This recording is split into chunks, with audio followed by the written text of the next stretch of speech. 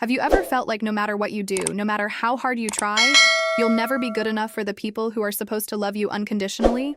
Have you ever sat at a family dinner table, surrounded by people who share your blood, and felt more alone than you've ever felt in your entire life? I have. For years, I carried the weight of being my family's disappointment, their cautionary tale, their example of what not to become. Every achievement I made was somehow diminished. Every failure was magnified and discussed in hushed tones that weren't quite hushed enough for me not to hear. I was the one they worried about, the one they compared unfavorably to my siblings, the one whose name came with an almost imperceptible sigh of resignation. But something changed. Something inside me finally cracked open, not in a way that broke me further, but in a way that let the light in. I stopped caring what they think. And let me tell you, that decision, that moment of liberation, changed absolutely everything about my life. This is my story, raw and unfiltered, about how I went from being crushed under the weight of family expectations to finally, beautifully, breathingly free. It wasn't easy, it wasn't quick, and it certainly wasn't the fairy tale transformation you see in movies. It was messy, painful, and required me to confront some of the deepest wounds I'd been carrying since childhood. But I'm here now, on the other side, and I want to share every detail with you because maybe, just maybe, you're carrying a similar burden. Maybe you're the one at your family gatherings who feels the judgment seeping into your skin like poison. Maybe you're the one who goes home after visiting relatives and cries in the shower because you feel so fundamentally flawed, so intrinsically wrong. If that's you, I need you to keep watching, keep listening, because what I'm about to share might just change your life the way it changed mine. The story really begins not with the moment I stopped caring, but with understanding how deeply I had learned to care in the first place. You see, I wasn't born feeling inadequate. Nobody is. We learn it, we absorb it from the environment around us, from the messages we receive about our worth, from the comparisons that are made when we're too young to understand that comparison is the thief of joy. I grew up in what looked like a normal family from the outside. Middle class, suburban neighborhood, 2 parents still married, 3 kids. On paper, we were the American dream. But inside those walls, there was an invisible hierarchy, a ranking system that I didn't fully understand until I was much older, but that I felt in my bones from the earliest age I can remember. My older sister was the golden child, the one who could do no wrong. She was beautiful, effortlessly social, got straight A's without seeming to try, and had a confidence that I envied so deeply it physically hurt. My younger brother was the baby, the boy, the one my father pinned all his hopes and dreams on, the one who would carry on the family name and legacy. And then there was me, stuck in the middle, neither special enough to shine like my sister, nor important enough to carry my father's dreams like my brother. I was just there, taking up space, consuming resources, and apparently, constantly disappointing everyone around me. The messages started subtle. A comparison here, a slight tone of disapproval there. When I brought home a report card with mostly A's and 1 B, the question wasn't congratulations. It was why did you get a B? When my sister brought home the same, it was celebrated as balance, as proof she was well-rounded. When I made the school soccer team, it was nice, but did I really have time for that with my grades? When my brother made a team, it was a cause for family celebration and a special dinner. These tiny moments, these microscopic cuts, they accumulated over years like sediment, building up layers of not good enough until it became the foundation of my entire identity. I learned that my worth was conditional, that love had to be earned through achievement, and that no matter what I achieved, it would somehow fall short of the invisible, ever-moving target my family had set for me. I remember being maybe 9 or 10 years old, sitting at the top of the stairs after I was supposed to be in bed, listening to my parents talk about their kids. They praised my sister's beauty and popularity, my brother's athletic potential, and when they got to me, there was this long pause, this weighted silence that felt heavier than any words could. Finally, my mother said something like, "Well, she's sensitive and she tries hard," in a tone that made it clear that sensitivity was a weakness, and trying hard was what you said about someone who lacked natural talent. That moment crystallized something for me, planted a seed of belief that I was fundamentally less than, somehow deficient in the qualities that mattered. As I got older, the comparisons became more overt, less disguised. Family gatherings became showcases for my siblings' achievements and barely concealed concern about my future. Aunts and uncles would ask my sister about her college plans with genuine excitement, ask my brother about his sports with pride, and ask me with that particular tone of worry. "So, how are things going for you, sweetie?" The subtext was clear. "We're worried about you. We don't think you're going to make it. We're already preparing ourselves for your inevitable failure. And the worst part, the absolute worst part, was that I started to believe them. I internalized every doubt, every comparison, every subtle message that I wasn't measuring up. It became my inner voice, the constant narrator of my life that told me I was failing, falling short, fundamentally flawed. By the time I was a teenager, I had anxiety that kept me up at night, depression that made getting out of bed feel like climbing a mountain, and a sense of worthlessness that colored absolutely everything I did. I was living in a cage I couldn't even see, constructed from other people's expectations and judgments, and I had no idea how to escape. Every decision I made was filtered through the question of what will they think? How will they judge me? Will this finally make them proud? I wasn't living my life. I was performing a role in someone else's script, and I was apparently terrible at it. The college years were supposed to be my chance to reinvent myself, to escape the suffocating atmosphere of home and discover who I really was. That's what everyone says about college, right? It's where you find yourself, where you become an adult, where you figure out your path. But when you've spent your entire childhood being told you're not good enough, those messages don't just disappear when you move into a dorm room. They come with you, packed carefully between your sheets and towels, settling into your new space like unwelcome roommates you can't evict. I went to a good state school, not the prestigious private university my sister attended on a partial scholarship, and certainly not my brother's future Ivy League trajectory that my parents talked about incessantly. It was a decent school, one I'd worked hard to get into, but the way my family talked about it, you'd think I was attending some community college extension program in a strip mall. There was always this apologetic tone when they mentioned where I went to school, this rush to explain that it was still a good school, really, as if they were defending their decision to allow me to go there. I tried so hard those first few semesters. I studied until my eyes burned. I joined clubs to pad my resume. I forced myself to network even though social anxiety made every interaction feel like walking through fire. I was determined to prove them wrong, to show that I could be successful too, that I could make them proud. But here's the thing about trying to succeed while carrying the weight of believing you're inherently a failure. It's like trying to win a race with ankle weights you don't even realize you're wearing. Every small setback felt like confirmation of what I'd always believed about myself. A bad grade on a test wasn't just a bad grade. It was proof that I was stupid, that I didn't belong there, that everyone had been right about me all along. A rejection from an internship wasn't just bad luck or stiff competition. It was evidence of my fundamental inadequacy. My sophomore year, I had what I can only describe as a breakdown. I failed 2 classes, not because I wasn't capable, but because my mental health had deteriorated to the point where I couldn't function. I was having panic attacks before exams, sleeping either not at all or 16 hours a day, and had completely lost any sense of who I was or what I wanted. When I had to tell my parents that I'd failed those classes, that I'd need an extra semester to graduate, the disappointment was palpable even through the phone. There was no, "Are you okay?" No, "What can we do to help?" Just a heavy silence followed by my father asking how we were supposed to explain this to the family. That question broke something in me. Not "How could we help you?" Not "What's going on with you?" But "How do we explain this to other people?" My failure, my struggle, my pain, it was all filtered through the lens of how it reflected on them, how it would be perceived by others, how it would add to the narrative they were already telling about me as the disappointment. I spent that summer at home, and it was one of the worst periods of my life. Every day felt like an exercise in humiliation. My sister had just graduated with honors and landed a prestigious job. My brother was being recruited by multiple colleges for sports. And there I was, the cautionary tale, working a retail job to pay for my extra semester, watching my parents' friends and relatives give me those pitying looks that made me want to disappear into the floor. The whispers weren't even whispers anymore.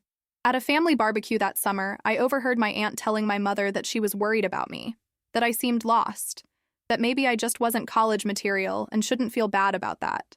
Some people are meant for different paths. The kindness in her voice somehow made it worse, this gentle acceptance of my failure as if it was inevitable, as if everyone had just been waiting for me to confirm what they'd always suspected. I did eventually graduate, a semester late and with a degree that my family seemed distinctly underwhelmed by. I'd majored in English with a minor in communications, choices that were met with concerned questions about job prospects and gentle suggestions that maybe I should have chosen something more practical, more lucrative, more impressive. At my graduation, which only my mother attended because my father had to work and my siblings had their own things going on, I felt none of the pride or accomplishment I'd imagined. I felt relieved that it was over, that I'd managed to get through it despite everything.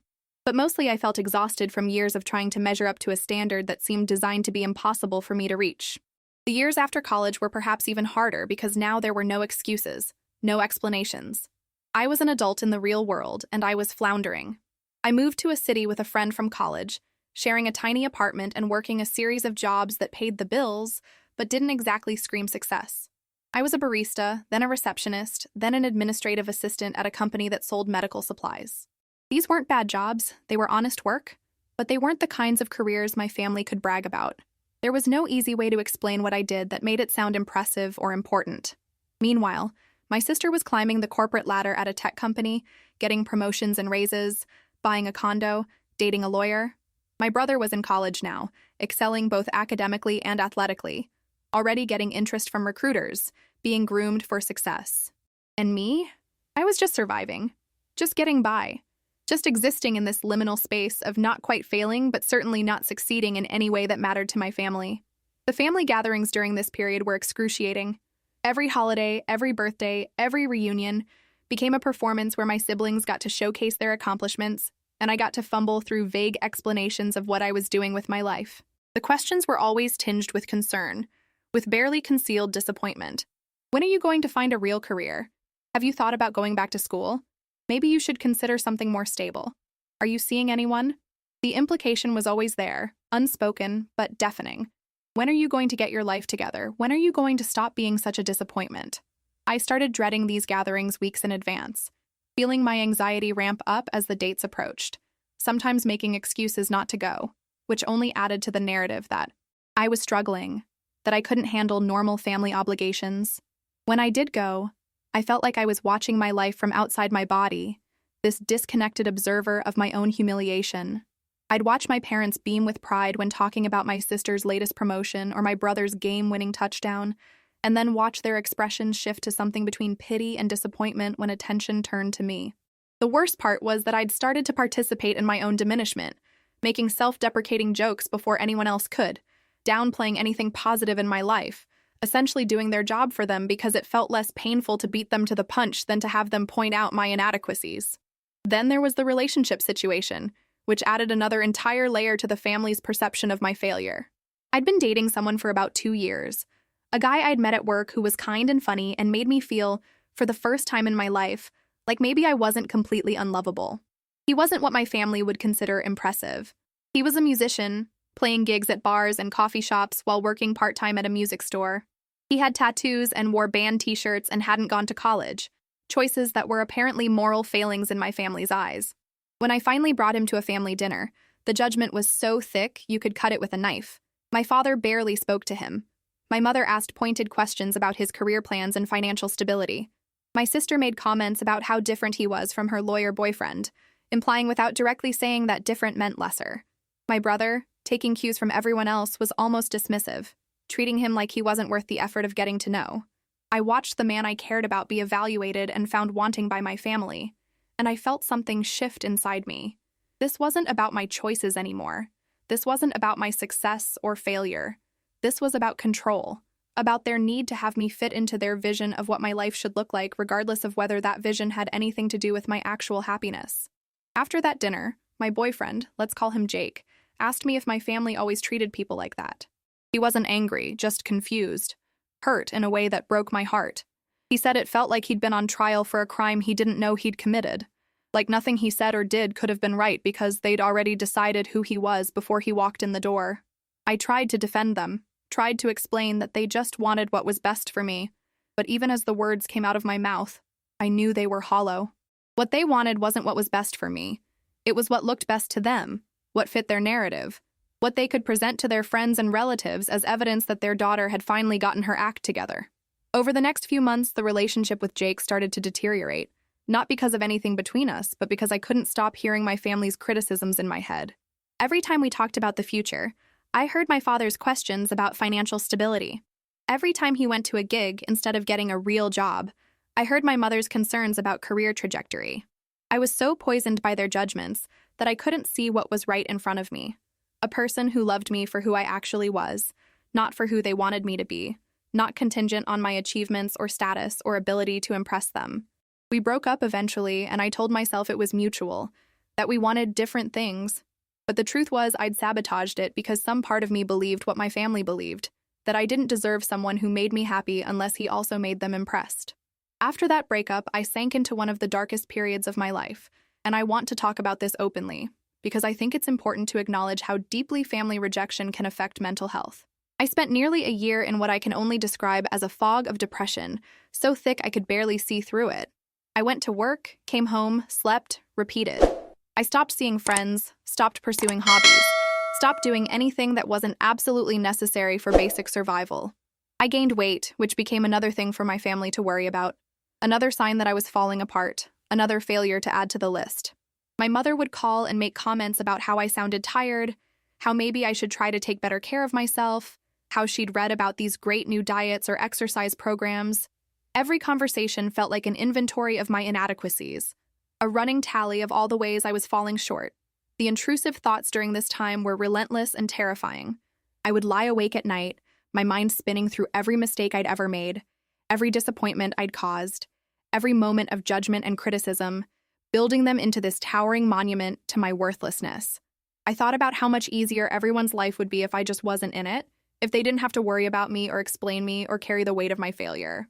I want to be clear that I never made a plan or took any steps toward actually ending my life, but the thoughts were there, dark and seductive in their promise of relief from the constant pain of not being enough. I felt trapped in this existence where I wasn't living, just enduring, waiting for something to change, but having no idea what or how. The absolute lowest point came during Christmas that year. The whole family was gathered at my parents' house, and it was the usual performance. My sister announced her engagement to the lawyer, showing off a ring that probably cost more than my car. My brother talked about his upcoming graduation and the multiple job offers he was already fielding from Fortune 500 companies. And then there was me, sitting on the couch in jeans that were too tight and a sweater that was comfortable but definitely not stylish, with nothing to contribute to the conversation, no achievements to share, no exciting news to announce. At one point, my uncle, who'd had too much to drink, made what he probably thought was a joke about how I was the family's late bloomer, that maybe I'd find my way eventually, that some people just took longer to figure things out. Everyone laughed, that uncomfortable laugh that's not quite laughter, that acknowledges something painful while pretending it's funny. And something inside me cracked. Not broke, but cracked, like a dam that's been holding back too much pressure for too long, and finally develops that first hairline fracture that will eventually lead to everything rushing through. I excused myself, went to the bathroom, looked at myself in the mirror, and barely recognized the person staring back. When did I become this? When did I accept this narrative about myself so completely that I'd shaped my entire existence around it? When did I give these people so much power over how I saw myself, how I valued myself, how I moved through the world? I was 28 years old, and I felt ancient, used up, defeated, like my life was already over before it had really begun. That moment in the bathroom was my rock bottom, my absolute lowest point, and in a strange way, it was also the beginning of something new, though I didn't know it yet. The change didn't happen overnight. It wasn't some dramatic movie moment where I suddenly saw the light and everything transformed. It was slow, gradual, built from tiny moments of clarity that accumulated over months. The first real shift came a few weeks after that Christmas, when a coworker, someone I barely knew, asked me if I was okay. She said I'd seemed down lately, distant, and she just wanted to check in. The kindness in her voice, the genuine concern from someone who didn't owe me anything, who wasn't family and therefore had no vested interest in my success or failure. It touched something in me that had been dormant for so long I'd forgotten it existed. We ended up getting coffee, and she told me about her own struggles with family expectations, with feeling like she'd never lived up to what her parents wanted for her. She talked about how she'd finally realized that their disappointment was their problem, not hers, that she couldn't spend her life trying to become someone she wasn't just to earn approval that might never come. She said something that stuck with me, has stuck with me ever since. She said, "You can spend your whole life trying to win a game where someone else keeps changing the rules, or you can decide to play a different game entirely." That conversation planted a seed. I started to pay attention to my thoughts, to catch myself when I was spiraling into self-criticism and ask where that criticism was really coming from. Was it true? Was it mine?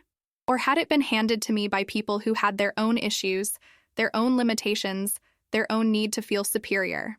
I started seeing a therapist, using the small amount of coverage my insurance provided and paying out of pocket for the rest, even though money was tight. My therapist helped me understand something crucial, that children from families like mine often develop what's called a scapegoat role, where one person becomes the repository for all the family's dysfunction, the identified problem, the one who's always struggling, so that everyone else can feel okay about themselves. It wasn't about me being an actual failure. It was about me being assigned that role, and then internalizing it so deeply that I'd made it my identity. This realization was simultaneously devastating and liberating. Devastating because it meant that years of my life, years of suffering and self-doubt and feeling worthless, were based on a lie, on a family dynamic that had nothing to do with my actual worth or capabilities. Liberating because it meant that I could change the narrative, that I didn't have to accept the role they'd assigned me, that I could write a different story for my life. I started small. I started saying no to family events that I knew would be toxic, that would leave me feeling worse about myself. The first time I told my mother I wouldn't be coming to a family dinner, she was shocked, then hurt, then angry. She accused me of abandoning the family, of being selfish, of thinking I was too good for them now. But I held firm, and I noticed something interesting. The world didn't end. My family was disappointed, but they survived. And I, for the first time in as long as I could remember, had a Sunday where I didn't spend the whole day feeling judged and inadequate. Have you ever felt like you're living your life for other people instead of yourself? Drop a comment below and let me know, because I promise you, you're not alone in this feeling. The boundary setting got easier with practice, though it never became truly easy. Each time I said no to something that would hurt me, each time I refused to participate in conversations that diminished me, each time I stood up for myself even in small ways, I could feel myself getting stronger, like I was building muscle that had atrophied from years of disuse. I stopped answering every call from my mother immediately, started letting some go to voicemail, calling back when I felt emotionally ready rather than jumping to attention whenever she reached out. This might sound petty or mean, but it was actually self-preservation, creating space between her expectations and my emotional well-being. I also started unfollowing my siblings on social media, not blocking them, just removing their updates from my feed so I wasn't constantly confronted with their achievements, their highlight reels that I'd been using as evidence of my own inadequacy. This was huge for my mental health. I didn't realize how much of my day I'd been spending comparing myself to them, measuring my life against theirs, feeling like a failure because my Instagram didn't look like theirs. Once I removed that constant comparison, I could start seeing my own life more clearly, seeing what was actually there instead of what was missing in comparison to them. Around this time, I also made a career change that my family thought was insane. I'd been taking some online courses in graphic design, something I'd always been interested in but had dismissed as not practical enough, not stable enough, not impressive enough. But I was good at it. Really good. And more importantly, I enjoyed it. It was creative and challenging, and made me feel capable in a way I hadn't felt in years. When I told my family I was leaving my administrative job to freelance as a designer, the response was predictably negative. My father called it irresponsible. My mother worried about health insurance and stability. My sister, in her own way trying to be helpful, offered to see if her company had any real positions I might be qualified for. But I did it anyway. For the first time in my life, I made a major decision based on what I wanted, what felt right for me, rather than what would gain their approval or avoid their criticism. And you know what? I struggled at first. Freelancing is hard, especially when you're building from nothing. There were months where money was really tight, where I questioned the decision, where that old voice in my head that sounded suspiciously like my father would tell me that everyone had been right, that I was being irresponsible, that I was failing yet again. But I pushed through, and gradually, things started to improve. I got better clients, built a portfolio I was proud of, started making decent money. But more than that, I started feeling like I had value, like I had something to offer the world, like I was good at something. The validation was coming from my work, from clients who appreciated what I created, from the satisfaction of bringing ideas to life, not from my family's approval or lack thereof. This shift, from seeking external validation to generating internal validation, was transformative in ways I'm still discovering. As I got stronger in my boundaries and clearer in my own identity, my relationship with my family evolved, though not in the way they wanted or expected. I became less available, less willing to participate in the dynamics that had defined my role for so long. When I did see them, I was different, less apologetic, less willing to diminish myself to make them comfortable. This did not go over well. My mother accused me of becoming cold, distant, not the person I used to be. And she was right. I wasn't that person anymore. I couldn't be that person anymore, without sacrificing my mental health and self-worth. There were hard conversations, tears, accusations of me being selfish and ungrateful, reminders of everything they'd done for me, as if love and support were debts I owed through eternal compliance and self-diminishment.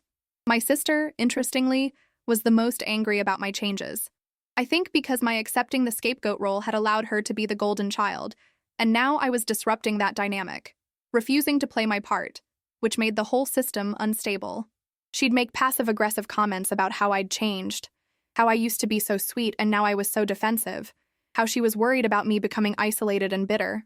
What she didn't understand, or didn't want to understand, was that what she called sweet was actually me being a doormat, and what she called defensive was me finally protecting myself. My brother, being younger and more focused on his own life, was mostly just confused by the shift, sometimes reaching out to ask if I was okay, if something had happened, not quite understanding that nothing had happened except me waking up. The hardest part of this period was grieving the family I'd always wanted but never had. There's this fantasy that many of us carry, especially when we're in dysfunctional family situations, that someday they'll see us, really see us, and love us for who we are, and everything will be okay. I had to let that fantasy die. I had to accept that my family might never see me the way I needed to be seen, might never value the things about me that were actually valuable, might never apologize for the years of damage they'd done to my sense of self-worth. This acceptance was painful in a way that's hard to describe, like mourning someone who's still alive, grieving a relationship that never was and never would be. But alongside that grief was a growing sense of freedom, of space opening up inside me where anxiety and self-doubt had lived for so long. I was learning to validate myself, to trust my own judgment, to believe that I had worth independent of their opinions or approval.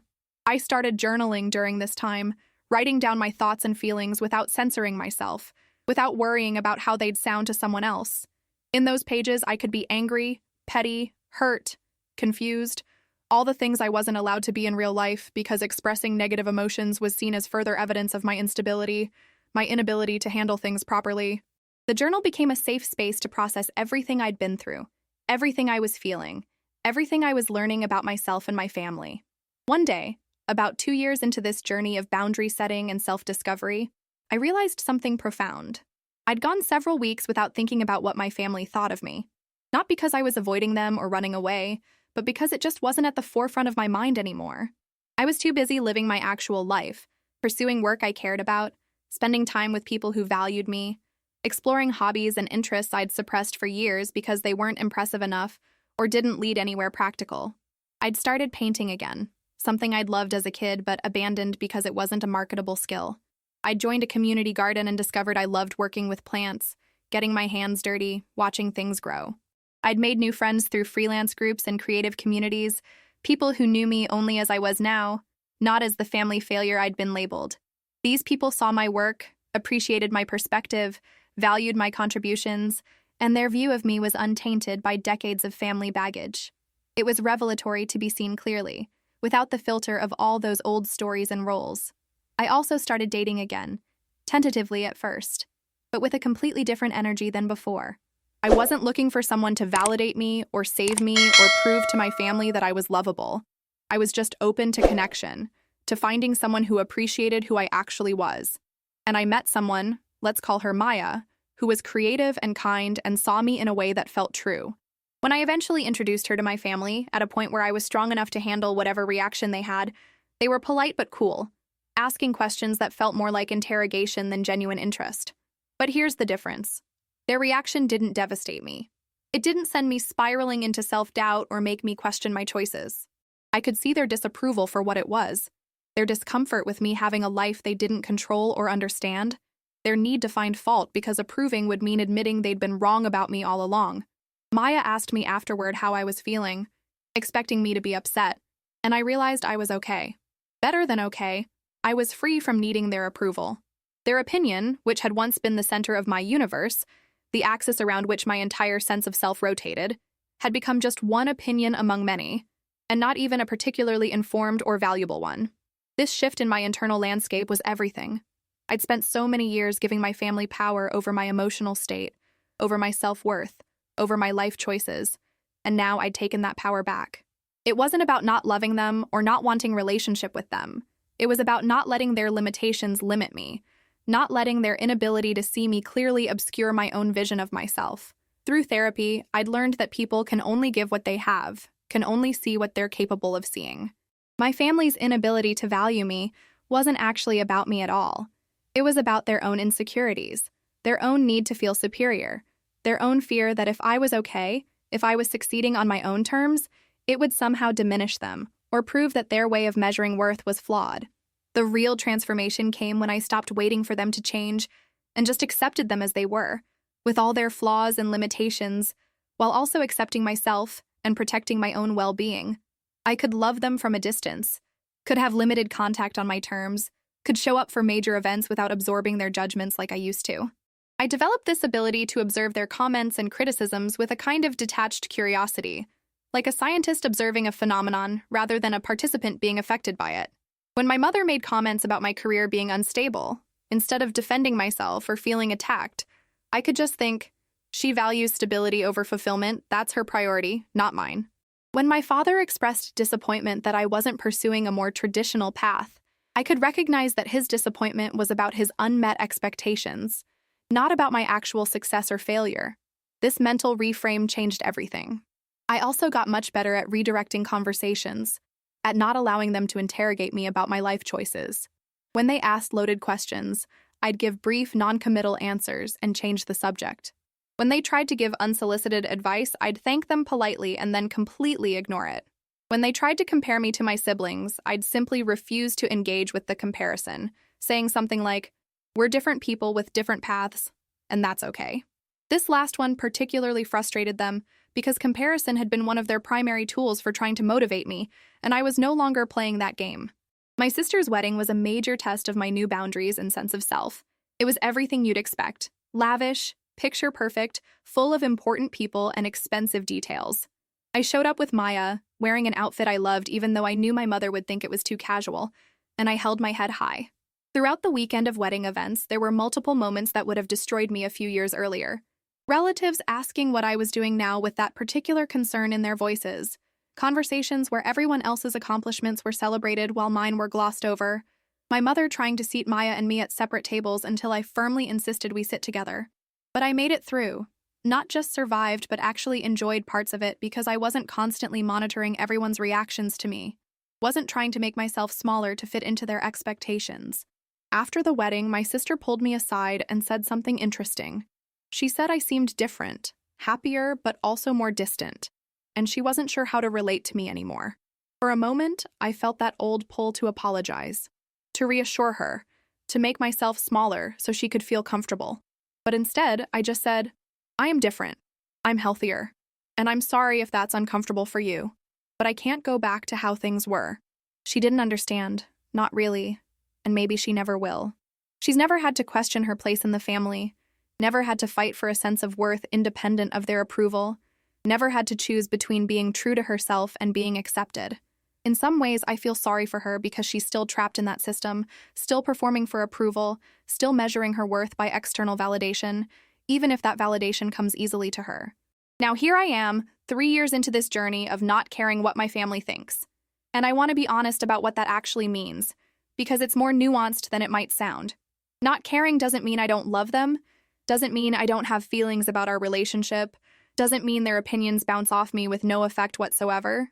It means I don't let their opinions determine my worth, don't let their expectations dictate my choices, don't let their inability to see me clearly obscure my own vision of who I am and what I'm capable of. It means I've built an identity and a life that doesn't require their validation to be valuable.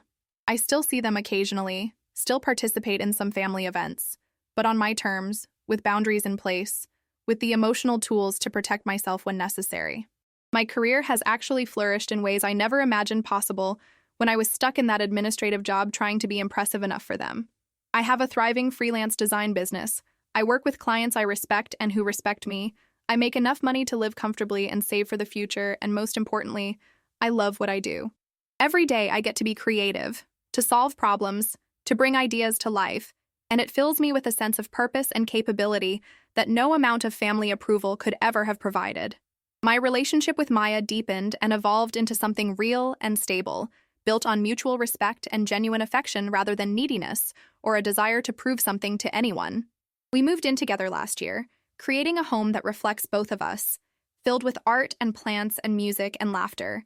She knows my whole story, knows about my family and the journey I've been on, and she loves me not in spite of it, but as a complete picture, scars and all.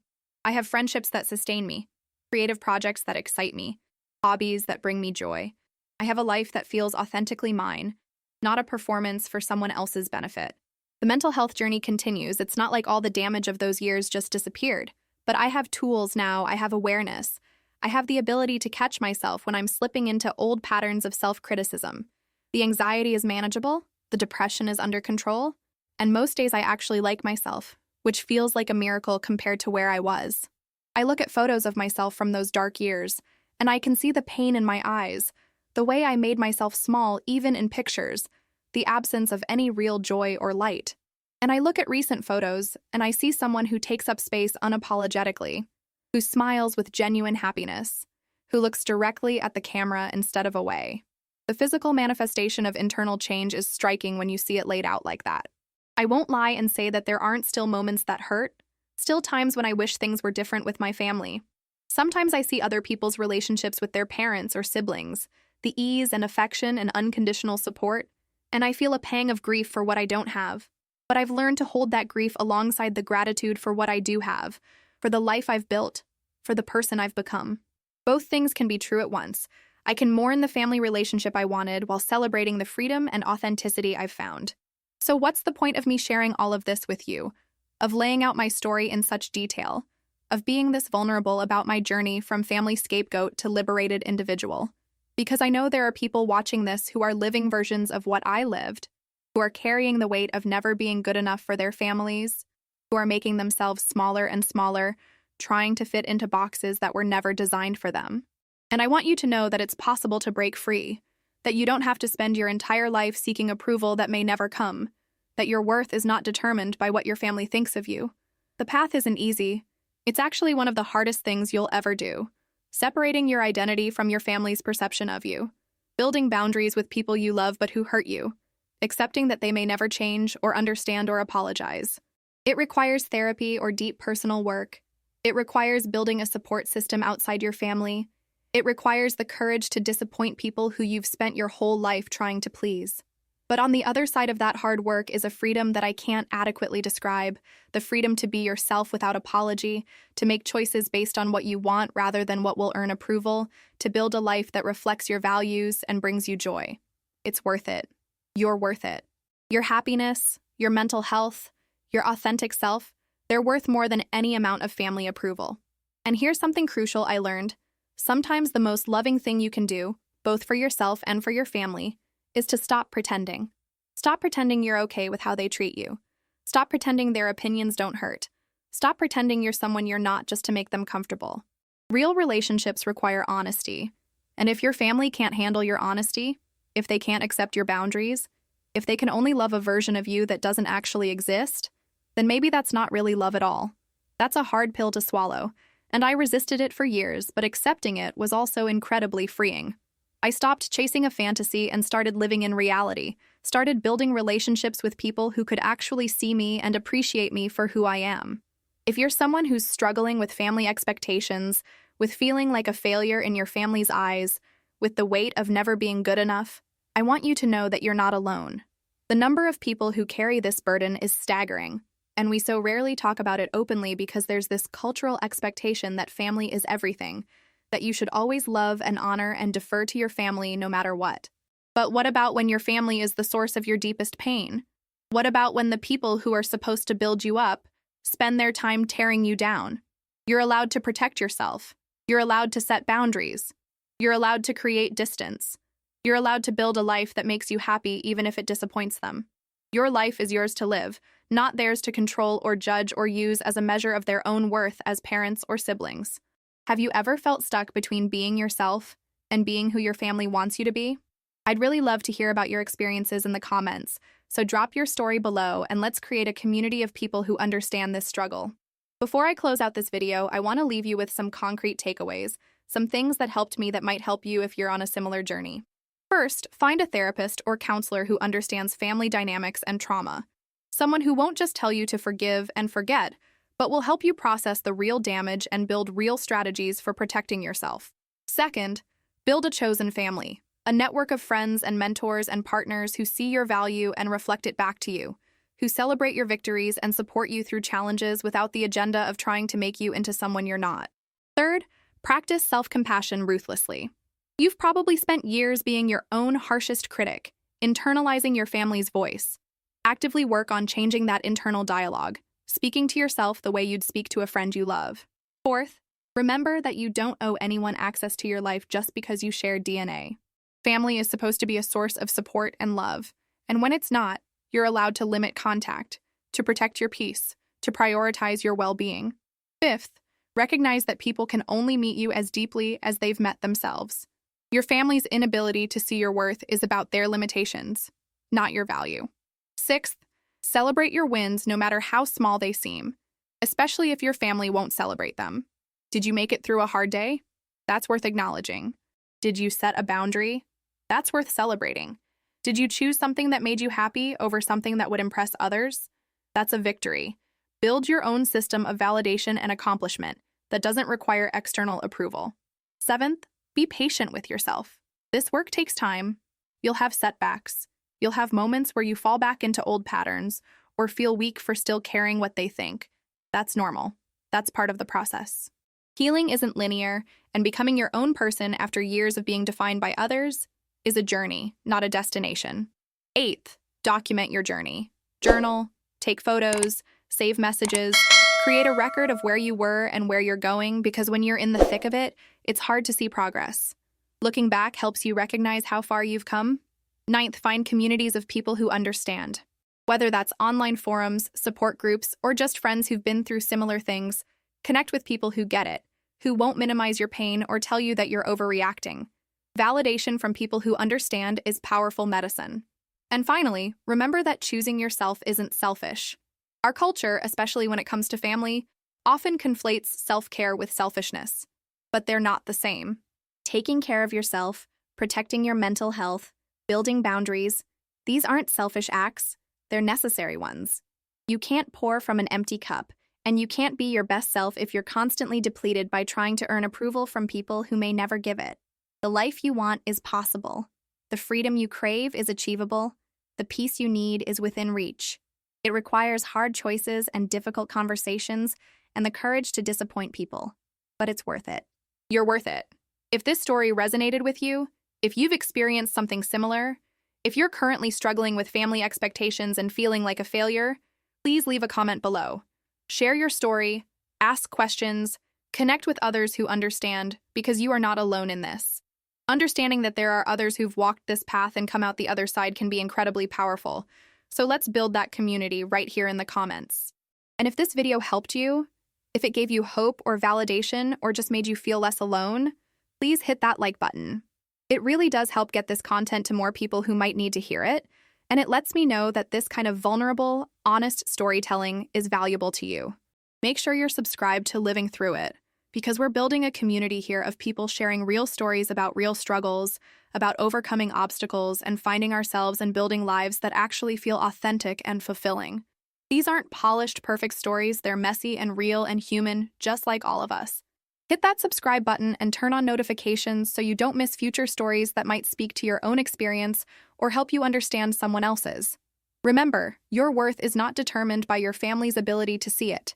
You are valuable, capable, deserving of love and respect and happiness regardless of what anyone else thinks, including the people who raised you.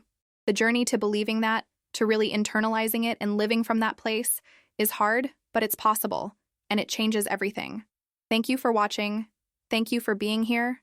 Thank you for listening to my story. I hope it helps you in some way, whether that's giving you permission to set boundaries, validating feelings you thought you weren't allowed to have, or just reminding you that you're not alone in this struggle. Take care of yourselves out there, protect your peace, choose yourself, and know that on the other side of that choice is a life more beautiful than you can currently imagine. I'm living proof of that, and you can be too.